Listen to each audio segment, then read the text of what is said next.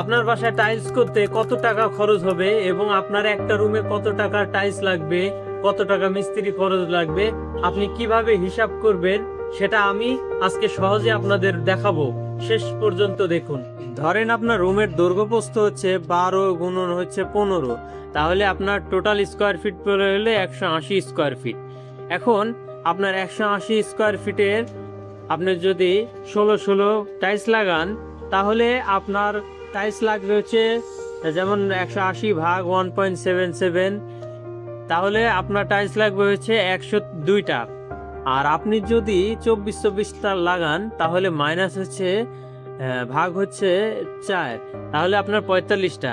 আপনার 16 নিতে হলে আপনার 102টা নিতে হবে, আর আপনার 24-24 নিলে 45টা নিলেই হয়ে যাবে। আর এখন আপনার টোটাল কত টাকা খরচ হবে আমি আপনাকে ধারণা দেই। ধরেন যে আপনি 16 টাইলস লাগাবেন, পলিশ টাইলস, যেগুলো সাধারণত 70 থেকে 75 টাকার মধ্যে পাওয়া যায় ভালো মানের। আমি ধরলাম গড়ে 73 গুণন হচ্ছে আপনার রুম হচ্ছে 180 স্কোয়ার ফিট, তাহলে আপনার 13,140 টাকার মতো আপনার বিল আসবে 16।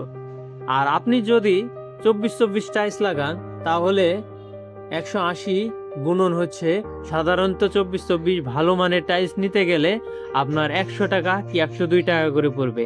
আমি 100 টাকা গড়ে ধরলাম, তাহলে আপনার 18,000 টাকা খরচ হবে। আর আপনার 24-24 থেকে 16 টাইলসের আপনার 13,140, মানে 4,860 টাকা কম বেশি হচ্ছে। আমি সাধারণত সাজেস্ট করি যে 16 টাইলসের অনেক জোড়া বোঝা যায়, যার জন্য আপনি 24-24 টাইলস লাগাবেন। এতে আপনার ঘরটা অনেক সৌন্দর্য দেখা যাবে, ফুটে উঠবে রুমটা।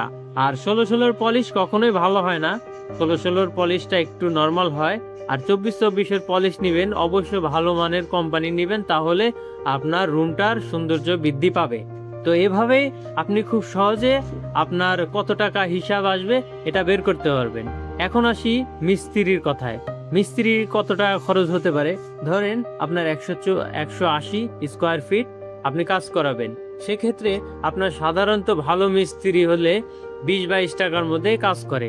এখন আপনি যদি এটার সাথে 22 টাকা যোগ করেন তাহলে মোটামুটি 4,000 টাকার মতো খরচ হবে শুধু মিস্ত্রির খরচ।